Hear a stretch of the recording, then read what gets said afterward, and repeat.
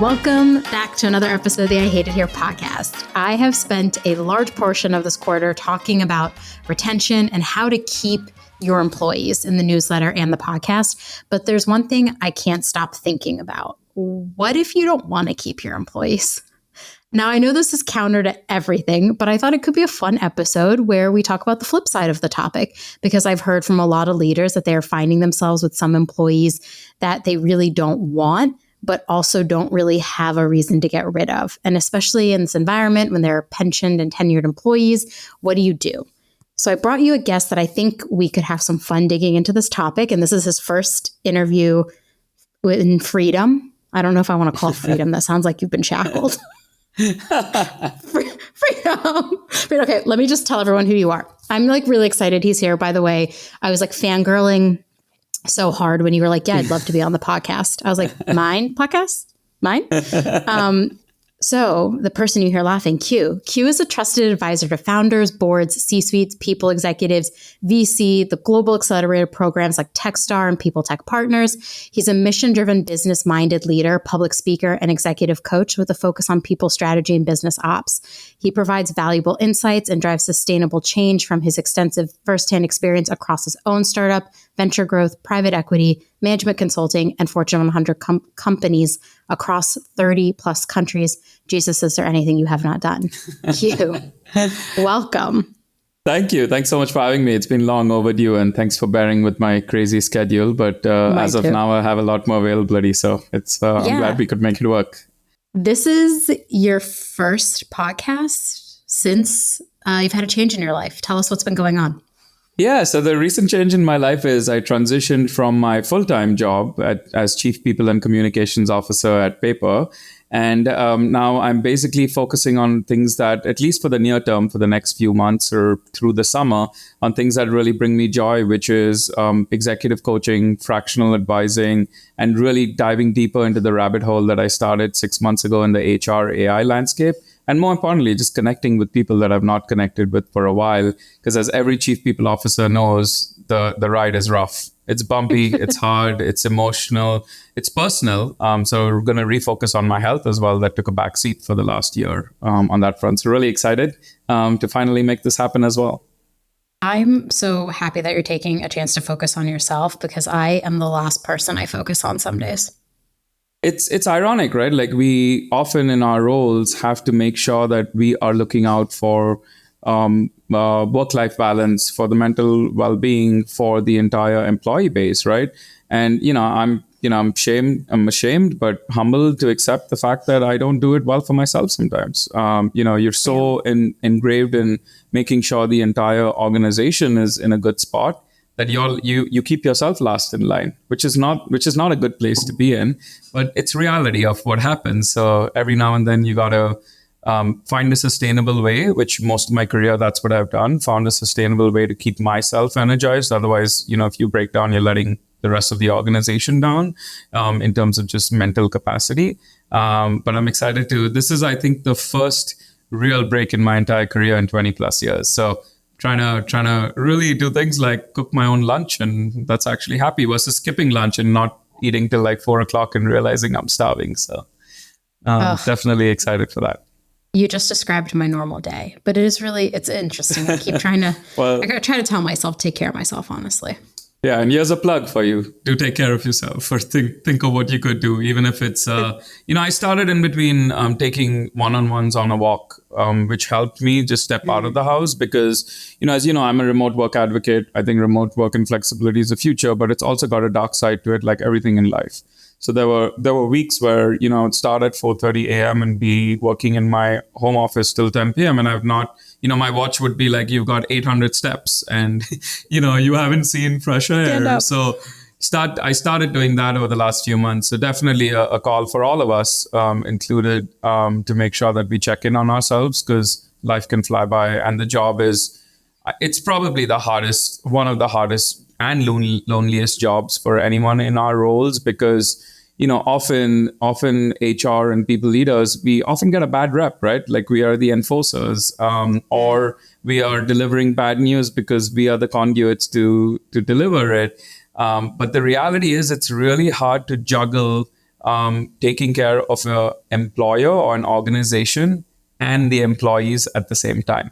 And you can never win 100% of the time. So it's a balance that we have to do, often behind closed doors, right? Like we want to be transparent, but we can't share things that are critical to the employer or to the organization.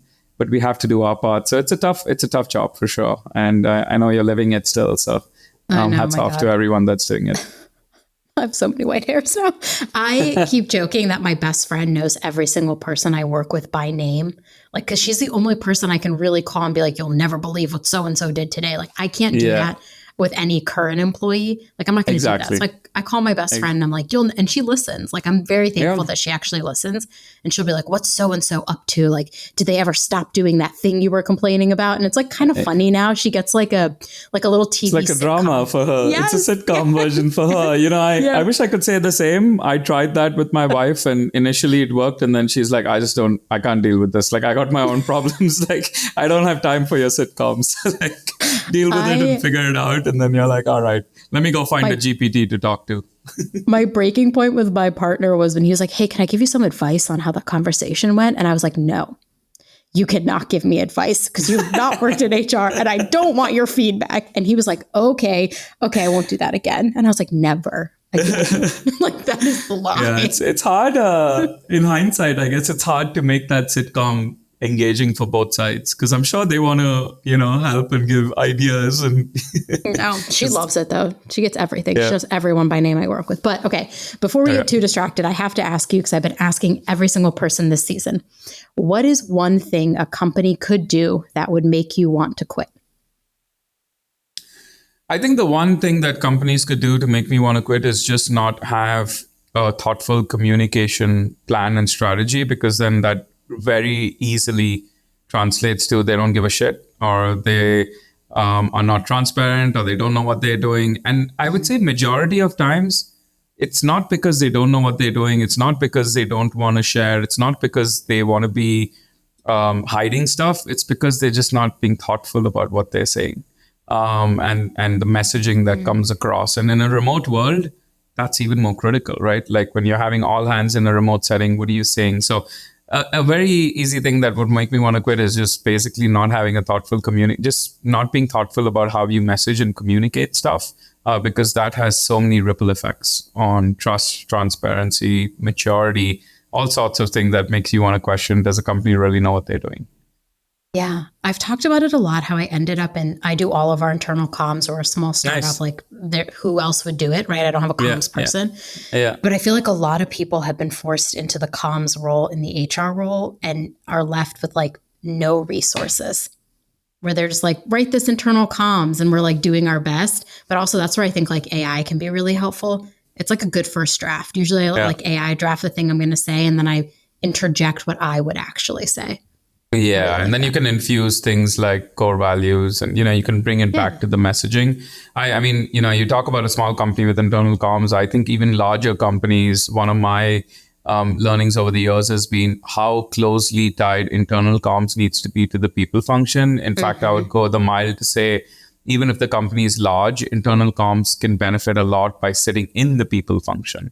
So, for example, at Airbnb, the entire internal comms was part of HR. At Paper, I took on the internal comms function because the way you can, everything is the art of authentic and honest storytelling. If you can explain, if you have a policy, an HR policy that you're rolling out, most people are like, what the hell are you doing? Like, I don't even understand what you're doing. But if you connect the dots and you explain why you did something, even if you won't win everyone over, which in the HR game is almost, never going to happen, at least you've helped them connect the dots, because most of it is rationalizing messaging. And then on the internal comms front, this, like, we have so many things hitting employees. It could be outside HR. Like, let's talk about, maybe you're going IPO and you have finance IPO readiness docs. You have, your standard data privacy, legal enforcing training that comes, all this stuff. If you can just have it come from one place, you can unify some of the messaging, you can combine them. So people, it will just land on people better. So I'm actually a big advocate of internal comms being part of the people function, so that you can tell authentically and in an honest way the why behind what you're doing. Because if you don't share the why, like, people just are confused, and once they start going down that, kind of mindset, then to my earlier point on your initial question, probably want to quit and get out of there, right? Yeah. Oh, that's such a good point. Okay, now on to what I really want to talk about today, which is what do you do when people aren't quitting and you're really trying to get them to quit? This is gonna be such a weird topic because I really haven't talked about this, and I've just been thinking about it a lot lately because I get this question. I got it 3 times in 1 week from different C-suite executives that I knew. They're like, "Hey, I have a bunch of employees, like they're not really like engaged. I don't know what to do with them. Yeah. How do I get them to leave?" And I'm like, "Ooh, that's not a question I like." But like, what would you say if someone was like, well, how do I get people to leave? Thanks for doing what you do, which is ask the questions that a lot of people don't want to ask. And that's what I've loved about kind of your approach. I think in general, so I would say let's unpack this a little bit together, right? So we want an individual to quit, but they don't want to quit. What do you do, right, in that scenario? I think it comes back down to really having the guts to have honest conversation. In other words, it comes down to being an effective leader and a manager. And a lot of times, leaders, managers don't want to be leaders and managers when it counts, right? They want to be leaders and managers when things are rosy and only give good news and not talk about the tough stuff.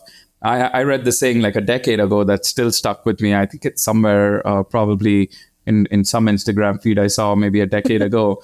But it was like, if you want to be liked by everyone, don't be a leader, go sell ice cream.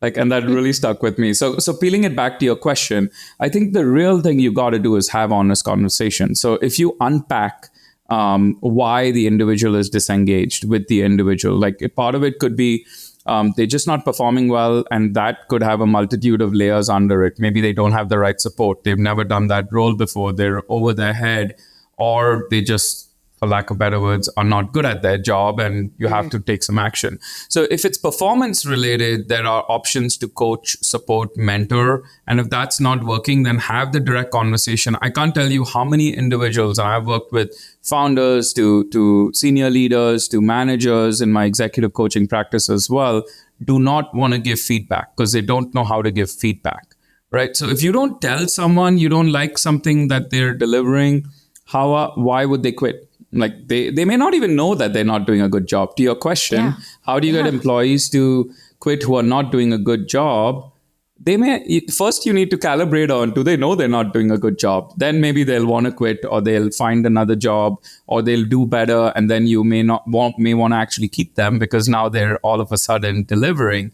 So I think it really comes down to unpacking why they're not doing well. Sometimes, and we all live this in our lives. It could be, I had an employee, I know a couple of years ago, was going through a very tough personal situation on the family front, right? They didn't share it with us, and you could tell they were disengaged. You could tell like they were not themselves.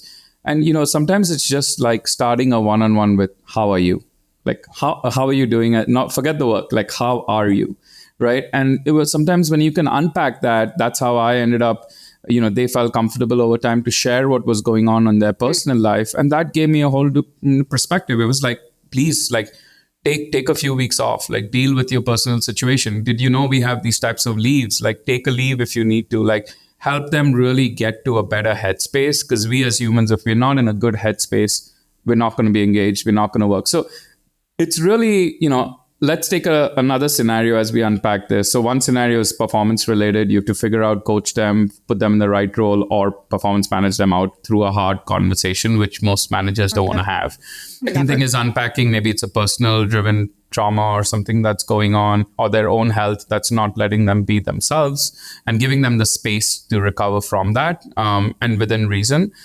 And then the third one is, let's just assume they are resting and vesting. That's a reality in a lot of post-IPO situations too, right? Where they're just happy doing average work. They're resting. The job market's not good in tech, and they just don't want to leave. They get benefits. Why leave when they can do a mediocre job? Which, by the way, you and me know in today's world is also potentially a scenario where they're doing side hustles more than their main job. So that could translate to a number of ways. But let's just think of that. That still comes down to, if they are not on their game, having them understand why they're not on their game, right? And if they still don't leave, like the best way, and honestly the right way for an organization to have an employee leave is by having the conversation. It's not working the roles. So you have to have the conversation. Yeah.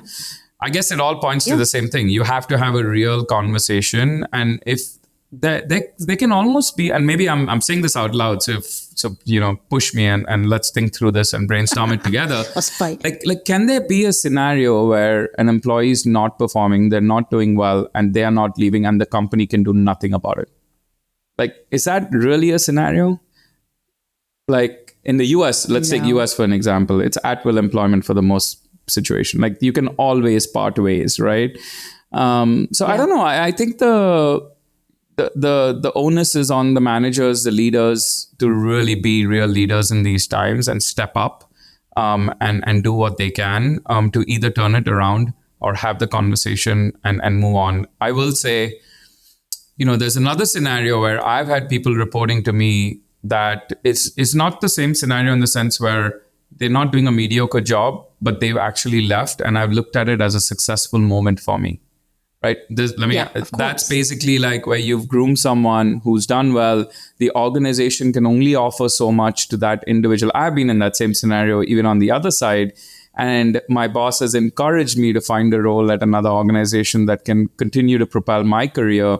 And in that case, they've left. And yes, it's bittersweet, but you feel that sense of accomplishment. So in that example, like you can actually encourage people to leave, not because of low performance, but because it's the right thing for their career, and the organization can only offer so much at such a point in time. So a bit of a tangent on how you help them to leave, but no, I loved the it. why is very important in all of these. Well, it comes back to that conversation. So many people are afraid to have these conversations at work. Yeah. I had to, like, a personal story of mine, like when my dad passed away in 2019, like I've shared very openly, but thank you. But I was working with this manager, and she sat me down like 6 months after he passed away. And she was like, listen, I really care about you. I think you are going to be super successful. You're so smart. You just like aren't taking care of yourself. And I can see like the grief weighing on you, and I see how it's showing up in your work, and I really care about you. And I want you to stay here and do good work. But I'm worried if you don't go and take care of yourself, that you're never going to be able to like be the star that I think you can be. And she was like, I need you to go take care of yourself. And she like basically encouraged me to go to therapy, which I went to for the first time in my life a week later. Nice. And within 6 months to a year, I was being promoted. That's awesome. And had she not sat me down and looked at me and been like, this is going to be a hard conversation. You are not performing like the way I know you can. You're dealing with something so personal, so tough. So I need to help you take care of yourself so that you can come to work and like be great, because I think you can be. But like, I think of like, if she had wussed out and not had that conversation, she probably would have fired me. Yeah. I mean, and I would have never thought she believed in me, That's the definition of a good leader, right? A good leader is not someone that gives up and just says, all right, let's, call HR and get rid of the person, right? Because that's also sometimes what happens. It's really caring and helping understand why the individual is in that situation. And it doesn't always work, right? You could try the why, you could try, like thankfully in your situation, you took her up. You recognized what she was saying from a place of trust, and then you took it upon yourself to take action on that. That doesn't always happen, right? So it's easier said that it'll always work. So you have to give it a shot, is my point, because if leaders cannot help individuals grow when times are not all going to the moon and rocket ship, like that's not even the definition of leadership. Leadership to me is when you are in the tough times, you are helping, no matter what the situation is, helping people get through it, helping organizations get through work. And I think sometimes people are just, they want the easy route. And it's, I guess we can also like, sometimes a lot of it is egos, right? Like if you're talking about executives, founders, whatever the case may be, they don't want to show that they have that empathy. They want to be empathetic. This is the irony, right? Everyone wants to be empathetic and care, but they don't want to be vulnerable. And sometimes you can't do one without the other. Like you have to, in your situation, like or any situation, like you have to be vulnerable to hear what they're saying, share your own personal story if it's relevant at that point, so that the person can actually connect and take action. But they want to be macho, right? They want to be, I'm the leader that has had no hardships in my life, and I'm an Iron Man or Iron Woman. And it all comes down to the definition of leadership, good leadership. And part of that is having a candid and honest communication channel. Yeah. And also being empathetic and vulnerable. Like we throw around the word empathy so much. We're like, everyone should have empathy and empathy. And like, I have a lot of empathy for people. Okay. Even I'm a victim of saying I have a lot of empathy for people. We all are, yeah. But like, but leaders, I think like leaders, especially if you are a leader and you're thinking about yourself first and not your team, I think you shouldn't be a leader. No. There's so many people that become managers and leaders for the wrong reason. Or like a lot of these first-time founders were just people with really good ideas that like maybe didn't realize like, I now have to take this idea and also be this great leader that brings this idea into fruition. And no one teaches. Who's teaching that course? No one's teaching it. It's also, I think it's so personal, right? So, I've been thankful to have strong, good leaders who've put me in check, similar to your example on either like, you're getting way over your head and you're not going to be successful, like pull it back, or even on the professional front, refocus, figure those out. That I've grown to be a leader that wants to do the same thing for my team, because in a way it's giving back. In a way it's like, if I didn't get those checkpoints, I would have probably been off the rails. So it's so personal because, or it's so also exponentially from a network effect standpoint, that a good leader, if you are a good leader and you are just a good human being, forget leader, like having conversation, like connecting with people, it can give back in so many indirect ways through the people you coach and give back. So many. That like it's just I guess I just wanted to say that because it has a lasting impact. I know it's had it on me. It's probably had it on you and the people we've definitely worked with. I'm sure we do the same thing. Yeah. Yeah. I hear from so many people. Like I still talk to people I've hired and I've kept in touch with them for so long. And it's just been interesting. They still come to me for things and they're like, what do you think about this? And what should I do here? And it's funny because my friends are like, isn't that exhausting? Like you always have all these people reaching out to you. And I'm like, I cared about them and they saw me as a leader. And like the fact that they trusted me with that responsibility and still to this day trust me, it's like an honor to me. I'm like, it feeds both ways, right? Like to your point, like it feeds me when I, every now and then I'll get a ping from someone who worked for me like 7-8 years ago. They'll catch up and just tell me everything that's going on and wanted some advice on which way to go, or even a reference for their next job. It's fulfilling for me as well, right? Because it gives you that, okay, like you did some good, and you're seeing it on the other end as well. So wait, so did we answer your question? Your question was, repeat your question again, because I kind of went into so many tangents. I think I think we actually did a great job. And whoever's listening to this knows I also go on tangents all the time. I went on an AI tangent the other day. This might be a multi-hour podcast then with both of us. We could just have a podcast called Tangents where you and I just go, we start on one topic and then we end up like 15 steps ahead on a different topic. I would love that. That'd be so much fun. Honestly, whoever's listening to this, they love it. They know I'm always all over the place like this. You did answer my question. We talked a little bit about how managers can approach these difficult conversations and like the role a leader plays in empathy and vulnerability. Like we touched on it all. Okay. I think the next thing I want to talk about though is any potential risks to telling an employee, encouraging them to leave. Because there are benefits. I think we can talk benefits and risk, but like in your mind, if you're in a situation, are you like, oh, what risks are you thinking about when doing I would say, I mean, the risks there could be, but they can be mitigated. So let me explain. So if an employee is not doing well and, there's just no turning around, let's just say you've tried to turn it around. One of the things that companies I worked at that we've implemented is kind of the PIP or package philosophy. Right. So, you've got to a point where it's just not working, rather than spending a lot of time for both sides and probably, for not a good ROI or lack of interest from the employee of really wanting to turn it around, but working through a package scenario that basically gives them the soft landing and mitigates your risk on either side. So that I guess you have to, this is why HR business partnership is also critical, right? Bringing HR in early in the game versus when it's got to the point you don't know what to do and then you're backtracking and trying to figure it out. I don't think there's any significant risk, especially with the mindset of if it's not going to work, we will do this professionally. We're adults, do it in an amicable way. If you've not done anything crazy wrong, like, malpractice or something, let's just figure out how to land that because it's not working. So I don't think there's any major risks because you can always mitigate the risk by dealing with things in a professional and amicable way by parting ways if needed. But what do you think? Have you encountered any risks with in your career in that regards?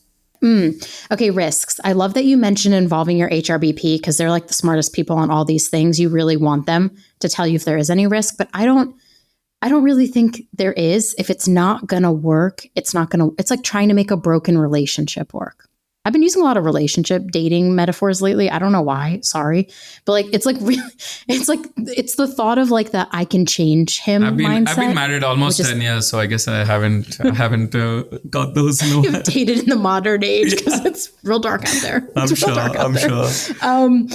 But that's like, I don't think there's any risk, honestly. Yeah. Like, I think if you do it in a very professional, respectful manner, I mean, if you roll in and you're like, hey, I really think you should quit. Yeah. Like, that's just disrespectful and definitely could open you up to risk. Yeah. But I think if you go talk to the person and have a real conversation, like, I don't think it's going to work for you here. And I care about you as a person and I want you to be successful. And I don't think you can be successful here, but that doesn't mean I don't believe that you can be successful in other environments. Yeah, you're right. I think the risk really exists when you be a jackass and don't treat it with respect. When you don't do it with respect, unprepared. Right? Like we've seen we're unprepared. We've seen all sorts of, from TikToks to articles about, them doing it on Zoom and, or you heard of folks where they just like tell them and cut their access, or don't even tell them, cut their access while they're on an overseas trip. I forget which company it was last year that did that. So, it's when you act unprofessionally, there is a risk of your reputation. And in all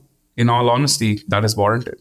I think that you deserve that in that context, because how you treat people when things do not work well in a professional way, or in life when things don't work out, how you treat people, how you treat each other is what really matters in the long run to your reputation, to who you are, how you sleep at night. Some people can sleep at night even if they don't do it, in the most ethical way, but their reputation will catch up with them on that as well. So, you do good, you get good. You do bad, then you have a bigger risk because you've kind of lost all your cards that you could play at that point to mitigate the risk as well. For sure. That's so true. Okay, what about companies that want to provide resources for employees that are considering leaving? Have you seen any company do this? Yeah, like, hey, if you want to leave, I think, so there are companies, I don't know if, I know there's companies that I've had, I was just talking to one yesterday that was trying to figure this out, which was, or they offer voluntary opt-out packages. So instead of, in the world where we live in today, where workforce and headcount planning is pretty restricted, and, the world of layoffs, that we've been living in for the last year, especially in tech, companies that know individuals that are not necessarily performing, they're offering companies are offering voluntary opt-out packages, meaning you can leave and here's your package, right? So that's something that's hard to quantify because you may have people that you don't want to leave, but they offer that. I feel like it was maybe 5 or 7 years ago. I don't know if it's still a practice. Was it Netflix or Zappos that basically always had this, like, if you want to quit, we will give you $5,000 to quit. Because they just did not want people that were not engaged and hung on to an organization. I think Netflix did that. Netflix, right? Yeah, that's what I don't know if they still do I it. think but Netflix did. And I love that because it was like, you don't want to be here. We respect that. And let's give you a little parting gift so you can take some breather, or it's an incentive at the end of the day. I've seen those kind of, I guess in the world of layoffs, it's more like, do you want to opt out? Then take a package and go, which is a different variation of Netflix way back in the day when things were good. Because, The This is so awful. I probably should not disclose this, but I'm going to. So here we go. I had so many friends at big tech companies like Facebook, Google, who every time they would do a layoff, they'd be like, God, I hope I'm included. I hope I'm included. And I would be like, if you want to be laid off, why wouldn't you just leave? And they're like, oh, well, I want the layoff package. And then I'll leave. And I'm like, but if you're already thinking to yourself, God, I hope I'm being laid off. Like, do you not think maybe you should probably go work somewhere else? Maybe. I mean, I know the job market's hard right now. And so I'm not going to say that so flippantly. Like, I know the job market's hard. I have a ton of empathy for people in the market right now because it's rough. Yeah, the tech market is, I think the flip side is the macroeconomic condition, right? When there's not a lot of options, you know that the package, especially at these big FAANG companies, is going to be very, very healthy, which gives you a good runway to just figure stuff out or take your time to find something else. Can't blame them, right? Like, why just wait? I mean, now if you're a researcher at OpenAI or at Google and you're going to some AI company, like, they don't even need to think twice because they can get, multi-million-dollar packages right off the bat if they're not happy. So it always is in relation to what's going on in the market. But I think optional, opt-in, voluntarily, leaving packages are a way that companies can incentivize. The trick there is you will have people that you don't want to leave opt for those packages. Mm-hmm. And then what do you do, right? I constantly talk to people about that. Like, what should we do? Because what if we have... And my philosophy is those people were probably going to leave anyways in the next 3 months, 100%. Right? So just because you didn't give them a package doesn't mean... It does mean they're not leaving today, but they will leave as soon as they find something that they like. And in that interim, one could argue they're, I don't want to say checked out, but they're not as motivated and engaged, which is why they're thinking of leaving in the first place. So, that's, I guess, the modern age of the Netflix giving 5K is give a package to opt out. You reduce your headcount, you reduce your operating cost, which is what everyone's facing a lot of pressure on anyways. And to be honest, with tools like AI that are rapidly evolving every single day, we can do more with less, right? So you will need less, you will need different sized teams. Now, so I think organizations might shrink over time because of the fact that you can do more with less, but I think there will be a lot more organizations popping up, right? Because you can have a 10-person organization doing what a 200-person organization needed to do 5-8 years ago without all the tools and technology. Technology is wild. Are you still hearing from people that there's a big focus on reducing operating costs? I know that was last year and a half. That was all I could hear about. No, it's still, I would say, at least I would say it's in tech for sure. Between a lot of the VC-backed companies getting humbled in the last year with, having crazy valuations 2-3 years ago. But then even if it's not VC-backed, from the Metas of the world, you've seen them go, Googles of the world, you've seen them really through their earnings calls and through their projections really focus on really operationalizing the overall overhead and cost. So I think it's across the board in tech. Now, I'm not as close to, for example, manufacturing and, the other sectors like healthcare to know, but I would bet, if I have to take a guess, that it is exists in every single sector in some form because of AI, right? Because the way AI is disrupting how much you can do, just think of translations or think of anything that AI is doing today that you needed manpower for. A lot of it can be done more efficiently. So I would say it's all over. The thing that really kind of hits a chord with me is, so if you take Metas of the world or Googles of the world that are focusing on operating costs, are they really giving up on innovation to some extent to prioritize operating costs? Because when you focus on innovation, you have to pump in a lot in R&D, right? That's how you innovate, right? You want to take bets, you want to take long tail research projects to make breakthroughs that may not give you, probably won't give you revenue right away. Yeah. So what I would be curious on as we think out loud is, where is the R&D? Is R&D being cut at these companies, right? Because if R&D is being cut to reduce operating costs because it's not directly revenue generating, then only over the long term we'll be able to tell, like, is innovation taking a relative backseat to what it was before? Yeah. Right. So that'll be interesting. You just gave me an idea. I might geek out over this over the next week and try to pull out some data and see what's going on. And then we record podcast part 2, Tangents with Hebba and Q. Tangents is a great name. I'm just saying. Yeah, Tangents is. Yeah. Someone's going to ask for it. Someone's going to write it and be like, can you all please do a Tangents episode? Do Tangents. I am down. I've got the capacity now, so we can definitely make something work. And I definitely have an ADHD. Like, I know I do. Just the way that my brain and I talk. I'm never been diagnosed, so I don't know if I have it, but I really have a hard time focusing on one thing for long. Me too. Well, we can work on it together, but not on Tangents. That's the episode where we can do whatever we want. I think I love the idea of giving the opt-out. Back to the question about, are there resources people can give to encourage employees to leave? The second thing I think that costs no money is having a really clear career path or leveling map that you can show the employees and be like, there's not a next step here. Like, I think, like, if you lay out a map to the employees and you're like, hey, there are going to be no promotions in 2 years. We're going to stay a relatively flat organization. There might not be a next step for you. Like, and I want your career to continue to grow. And it comes back to that beginning conversation. So I think you should explore something else. I think, like, having really clear leveling is super powerful.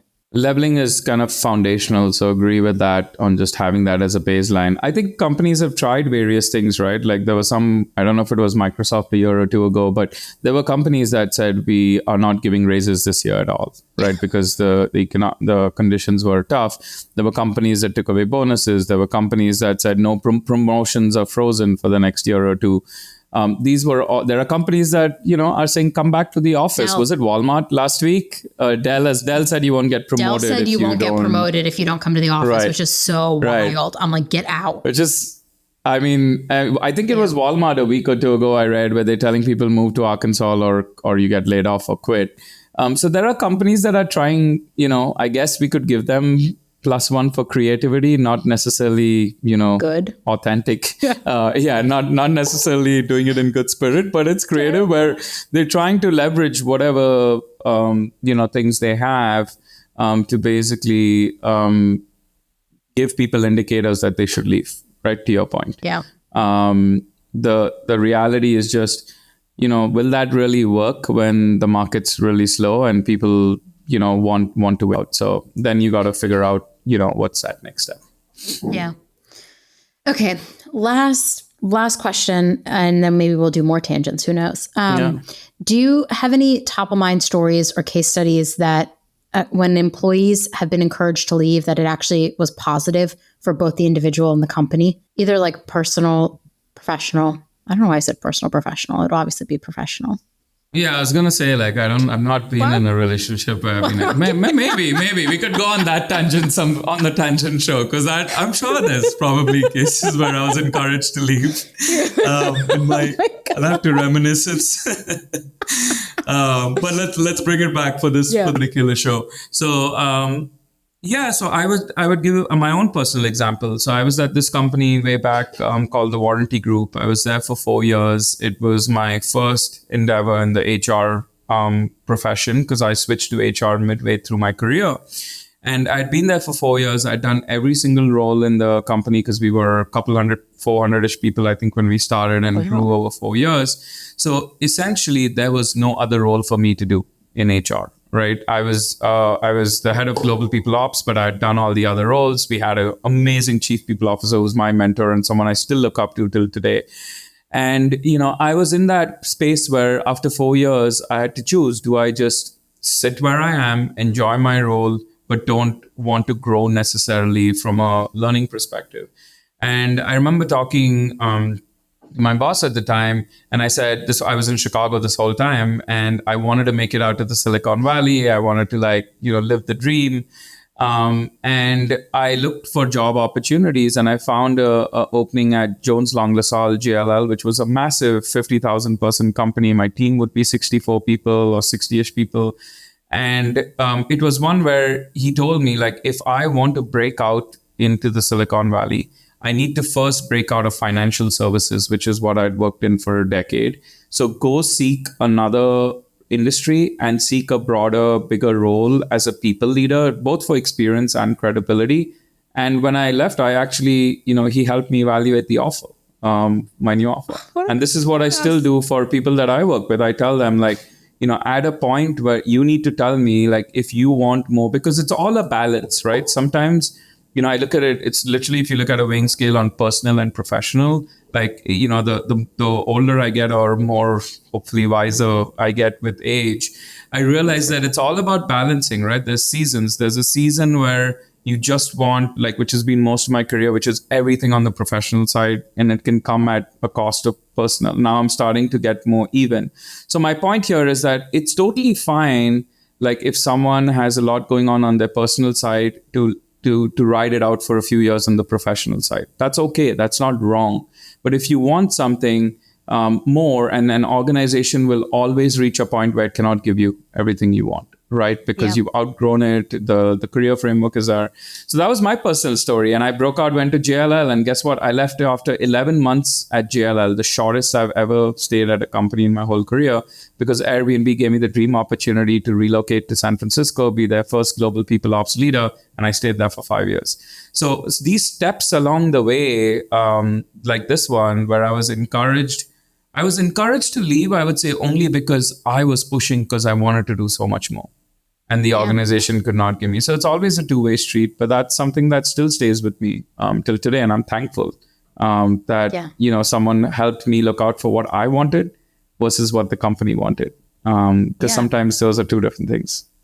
It feels like breaking up with a company is always messy. And I wish employees would just, like, I don't know, maybe assume positive intent. Like, assume I'm not trying to fire you all the time, that I'm genuinely curious. Like, are you happy here and fulfilled by your work? Because if you're not, maybe there could be something else better out there for you.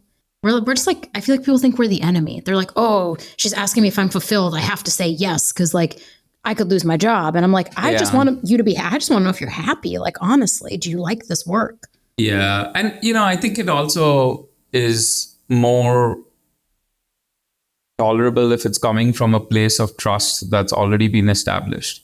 There's a reality in these situations, which is the power play reality, right? Which is, let's just say a founder or a senior executive asks someone, how are you doing? Are you fulfilled?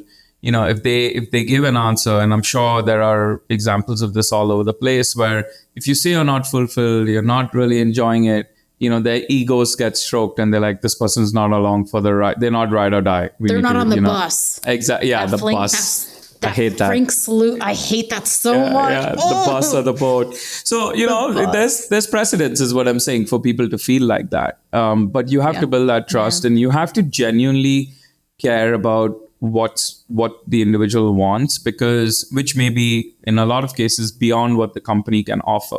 And sometimes that's hard to digest for folks, right? They think that even if you ask what you want and you tell them you're not fulfilled, they think they can just always make it work in the company, right? Like, offer you more money, or give you a retention bonus, give you all those. Like, I've done it, and I do, and I'm not anti giving any of those programs, but they are Band-Aid fixes.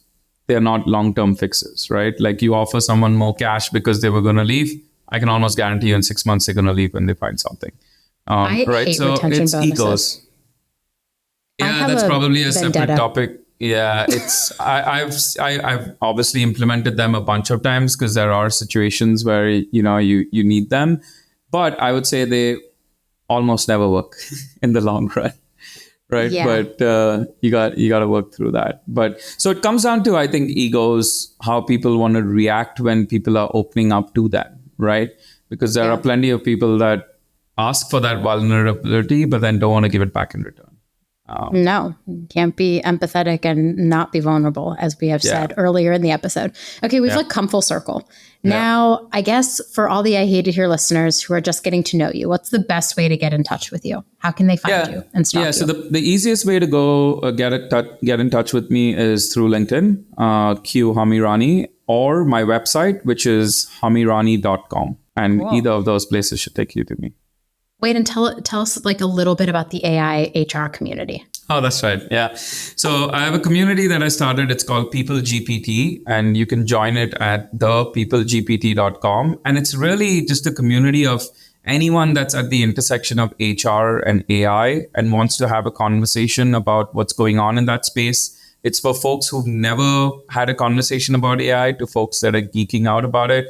I found myself going into a rabbit hole in November when the GPTs came out, started building LLMs, and I basically realized that I wanted a safe space just to geek out with folks, which is how I started it. And it kind of became bigger than I imagined.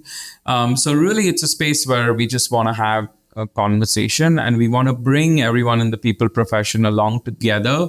Because honestly, in this particular revolution, if you want to call it that, if we as people and HR leaders don't understand the impacts of AI, we don't need to understand the technical details. But if we don't understand what the implications and impacts could be, we probably will be out of a profession, forget a job in the near future, because we have to be able to support our organizations. And if we don't even know what they might be going through, it's going to be a tough one. So that's started it in November, December, and it's going pretty strong. So thanks for reminding me about that as well.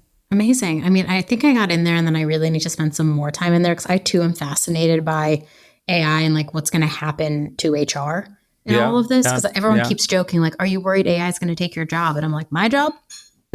Go for it. I don't even. Good luck.